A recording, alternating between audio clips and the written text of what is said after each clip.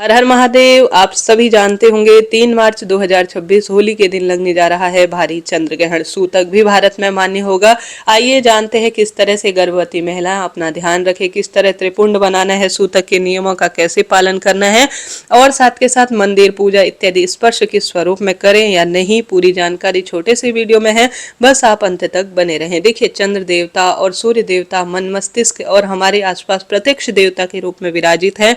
अगर चंद्र देवता खराब स्थिति में है कुंडली में तो हमेशा मन बेचैन रहता है, रोग बहुत अधिक होते हैं और कहीं ना कहीं दुख दारिद्रता परिवार में बढ़ती है। इसलिए पूर्णिमा का व्रत किया जाता है। आप जानते होंगे होली जैसा महापर्व जो कि पूरे विश्व भर में मनाया जाता है, इस बार मिले जुले साय के स्वरूप में है। होली पर चंद्र ग्रहण भी है और सूतक भी मान्य है और साथ के साथ भद्रा का भी प्रभाव है। ऐसे में सीधा इसका मानव जीवन पर प्रभाव पड़ने वाला है। कुछ राशि के जातकों को विशेष सावधानी रखने की आवश्यकता है। कैसे अपने पेट पर त्रिपुंड बनाना है गर्भवती महिलाओं को और सभी को किस तरह से अपना ध्यान रखना है, इस छोटे से वीडियो में सुनेंगे ना तो आपको उत्तम जानकारी ही प्राप्त होगी। जैसा कि आप जानते होंगे, ग्रहण किसी भी स्वरूप में जो है फायदेमंद नहीं होता। चंद्र देवता जो प्रत्यक्ष देवता है, इससे पहले 15 दिन पहले सूर्य देवता जो कि प्रत्यक्ष देवता है, दोनों को ग्रहण लगना किसी न किसी स्वरूप में मानव जीवन पर उथल पुथल लाने वाला हो सकता है। आप सभी जानते होंगे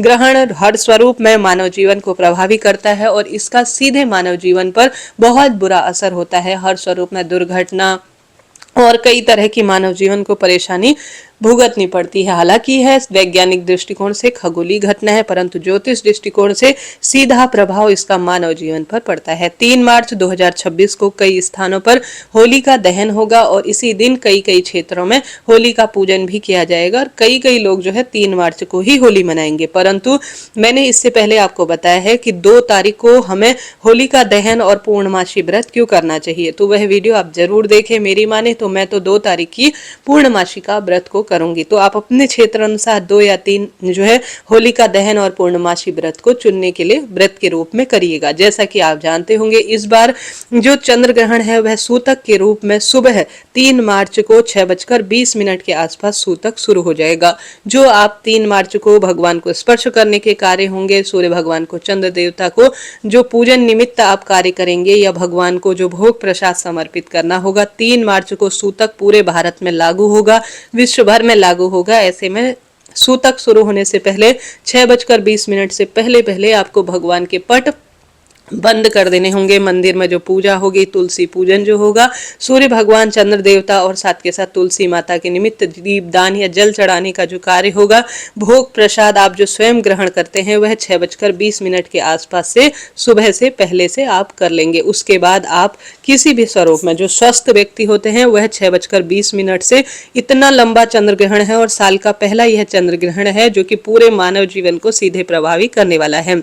यह चंद्र ग्रहण सूतक रूप में शुरू होगा सुबह 6:20 से शाम को 6:46 के आसपास। इस दौरान न तो किसी भी स्वरूप में भोजन को स्पर्श करना होगा, न भगवान को स्पर्श करना होगा और न किसी तरह से आप जो है जो भगवान को जो तुलसी दल तोड़ना या जल इत्यादि को स्पर्श करना सूतक स्वरूप में अर्थात अशुद्ध स्वरूप में माना जाता है। जो आज भी व्यक्ति इन चीजों को जानते हैं, समझते हैं, सब नियमों का पालन करते हैं। सूतक है, भगवान मंदिर के या अपने घर के मंदिर के सभी पट बंद होंगे।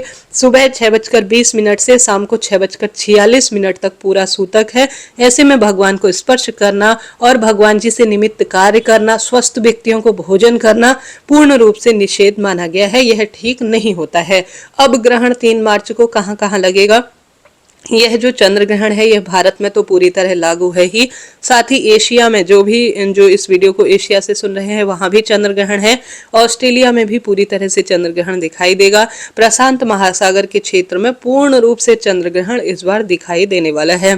तो सभी को सतर्क और सावधान रहने वाली बात है। देखिए, गर्भवती महिलाओं के लिए यह बात लागू नहीं होती। छोटे बच्चे जो दवाई लेते हैं या कोई भी वृद्ध जन है वह इतने समय पूरे दिन भर में बिना जो है चाय पानी फलाहार या भोजन बिना रह ही नहीं सकते, क्योंकि जैसा मैंने बताया सूतक सुबह 6:20 से शुरू हो जाएगा और इसका समापन शाम को 6:46 के आसपास होगा। देखिए सूतक हमेशा 6 घंटे पहले शुरू हो जाता है, इसलिए सूतक का यह समय है। हालांकि जो चंद्र ग्रहण शुरू होगा वह दोपहर में 3:20 से 3 तारीख को शुरू होगा और इसका समापन 6:46 के आसपास तक रहने वाला है। देखिए चंद्र ग्रहण तो 3:20 से शाम को 7 बजे तक है, कहने का अर्थ है, परंतु सूतक पहले ही शुरू हो जाएगा। गर्भवती महिलाएं और जो वृद्ध जन है, जो बच्चे हैं, दवाई नहीं खाते, अगर सुबह से लेकर शाम तक पूरे दिन सूतक के नियमों का पालन नहीं कर सकते हैं तो सिर्फ 3:20 से 6:46 के आसपास भी सूतक के नियमों का पालन कर लेते हैं, करीब करीब यह 2-3 घंटे का समय है, तो बहुत ही श्रेष्ठ और उत्तम होता है।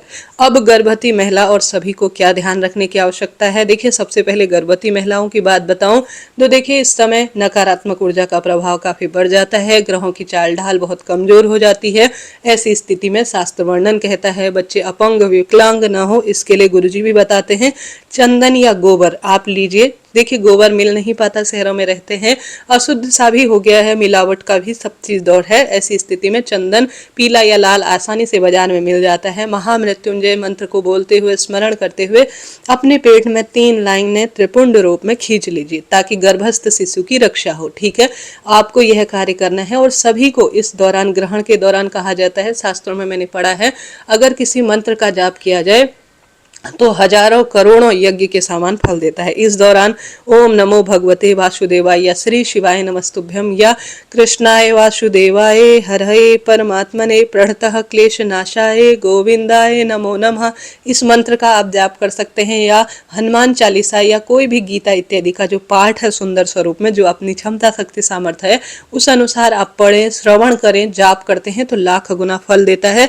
और गर्भस्थ शिशु की भी इससे खूब रक्षा होती है। ऐसी स्थिति में आप यह सरल सा काम जरूर से कीजिएगा। और ग्रहण के दौरान कभी भी किसी भी स्वरूप में, देखिए भारत में ग्रहण दिखाई देगा, चंद्र ग्रहण चंद्रमा जल्दी दिखाई देते हैं, हालांकि दिन में चंद्रमा दिखाई नहीं देंगे, परंतु शाम को जब चंद्र देवता उदित होंगे तो वह पूर्ण रूप से ग्रसित होंगे और पूर्ण रूप से जो है चंद्र देवता आप देखेंगे तो वह जो है कटी हुई अवस्था में होंगे, धूमिल सी जो है प्रक्रिया में होंगे।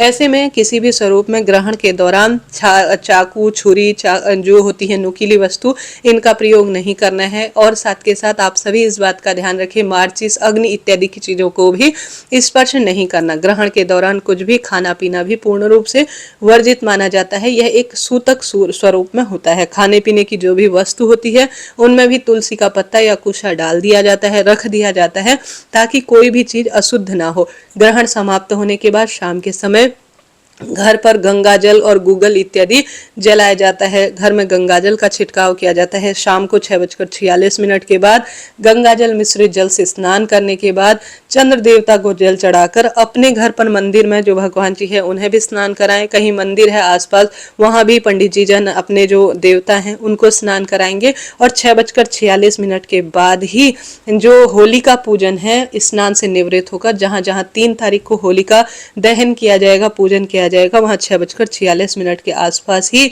जो है इसके बाद ही होलिका पूजन और होलिका दहन किया जाएगा। कई क्षेत्रों में रात को प्रदोष काल में शाम को होलिका दहन होगा, क्योंकि होलिका जो है पुच्छ में करना कोई दोष रहित नहीं है। कहीं कहीं मध्य रात्रि में होलिका दहन होगा। ऐसी स्थिति में सबकी अपनी अपनी धारणाएं हैं। इसका विस्तृत वीडियो चैनल पर पहले ही आ चुका है कि सूतक में कैसे आप पूर्णिमा व्रत करें। देखिए इसके साथ ही कौन सी राशि पर यह ग्रहण लगने जा रहा है।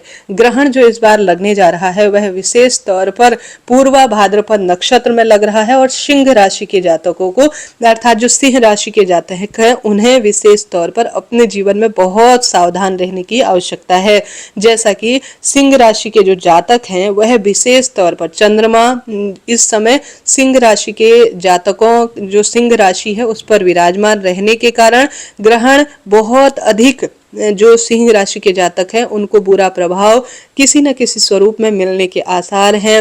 आप सिंह राशि के जो जातक हैं वह आर्थिक पक्ष और अपनी सेहत का बहुत ध्यान रखें। वाहन चलाते समय आप अपना विशेष ध्यान रखें। वाणी से आप बहुत दुख पा सकते हैं, तो अपना विशेष तौर पर आप ध्यान रखें, इस चीज का ध्यान रखें।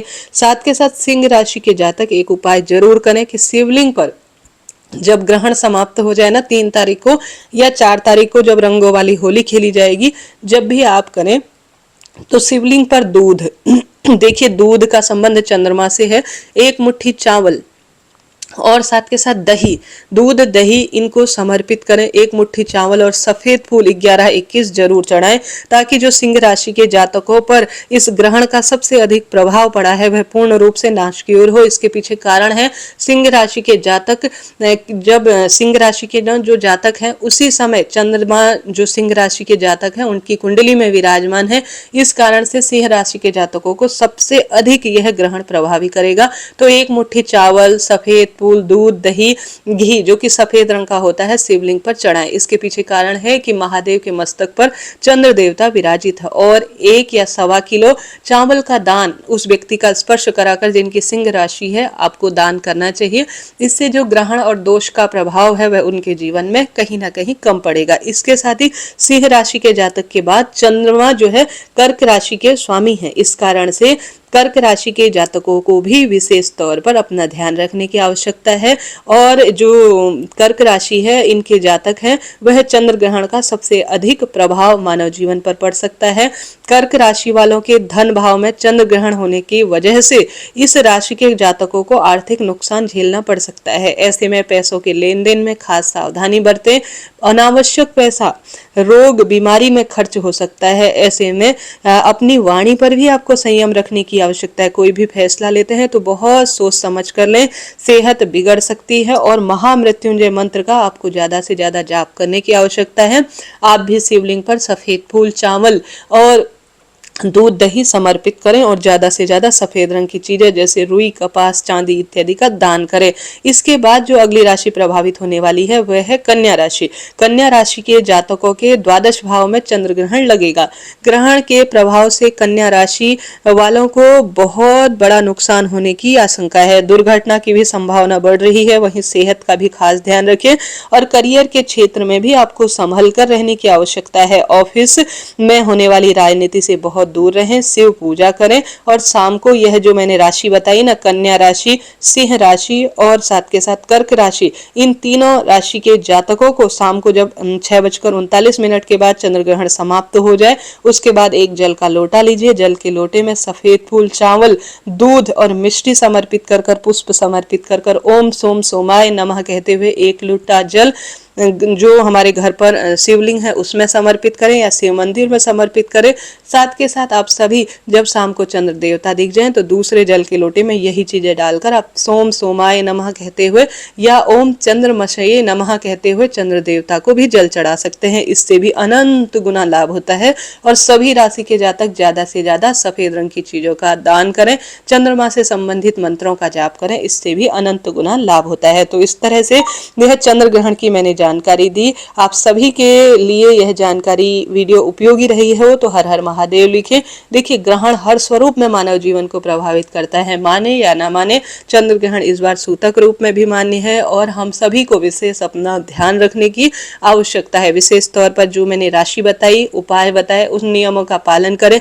ग्रहण समाप्त होने के बाद जैसा मैंने आपको बताया, शिव पूजा विशेष तौर सभी को करनी है। और होली का दहन आपके यहाँ 3 तारीख को किया जाएगा तो उनका भी पूजन करें।